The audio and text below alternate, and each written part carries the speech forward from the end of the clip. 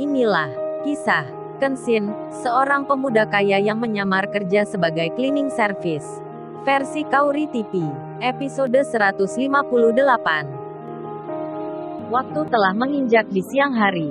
Saat para karyawan telah bersiap akan istirahat, Rena, yang saat ini bersama Niken, ada di perusahaan lain. Si Rena itu belum mengetahui jika ada nama Ririn, seseorang yang kemarin pernah ia temui. Ada pula di tempat ini. Si Niken pun tak cerita tentang hal itu. Mereka hanya fokus bicara masalah pekerjaan dan semua hal yang menyangkut tentang peristiwa penipuan yang dilakukan oleh bosnya Niken sebelumnya. Cerita itu ia uraikan dengan sedalam-dalamnya, sejelas-jelasnya. Si Rena yang ada di kantin itu nampak menyimak dengan serius, apalagi saat waktu Niken bilang dan mengingat dirinya sendiri bahwasannya ia pernah mewawancarai Kenshin. Niken itu berkata pada Rena, "Hei Sai, kamu tahu kagak? Saat dia masuk kerja di sini, waktu melamar cleaning service, itu gua yang interview." Niken bercerita pada Rena dengan penuh perasaan. Lalu ia berucap, "Lo tahu Ren, saat gua ingat wawancara itu lagi, rasanya malu banget gitu. Soalnya, di waktu itu, ceritanya, kan dia bawa HP jadul nih, yang tiba-tiba suaranya bunyi. Hingga membuat kita semua jadi melihatnya." Singkat cerita, teman-teman langsung meledeknya. Gua waktu itu sampai bilang, "Mas, HP-nya kok gini? Ini kan handphone udah lama. Masa HP kayak gini bisa dibuat internet? Gimana nih, mau kirim stiker love gitu ke ceweknya? Kan kagak bisa gitu."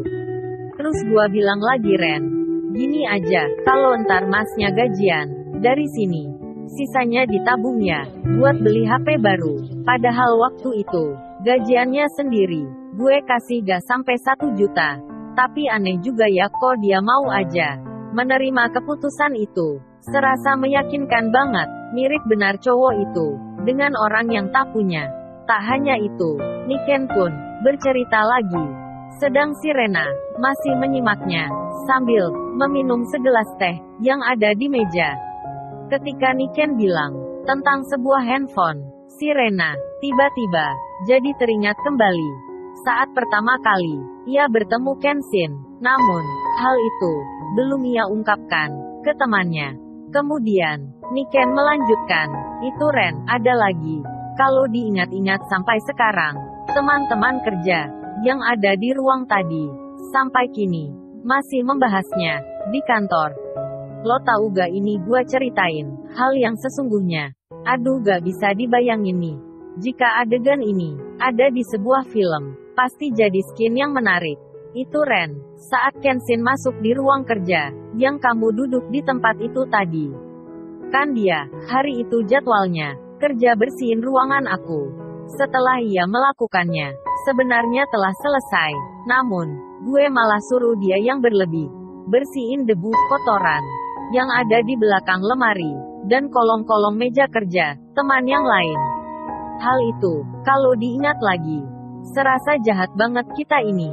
Si Dewi tadi, saat itu, malah bicara. Dia bilang ke gua, juga ke teman-teman lain. Friends, katanya, anak pemilik baru dari perusahaan ini, seorang laki-laki yang cakep. Ini di antara kalian, ada yang mau gaya jadi menantunya bos baru. Lalu Dewi itu malah tanya ke gua, "Hei Niken, sama lu aja, kan lu bisa langsung kayak gitu." Si Rena yang mendengar itu langsung tersetrum jadinya ketika ucapan itu keluar begitu saja dari temannya. Niken kemudian melanjutkan bicaranya sambil ia juga meminum segelas teh. Lalu ia bilang, "Hei Ren, coba aja lu bayangin, ternyata cowok yang sedang kita omongin saat itu, dirinya yang kerja cleaning service, ada di antara kita semua. Apa kagak malu kita ini jika bertemu dia?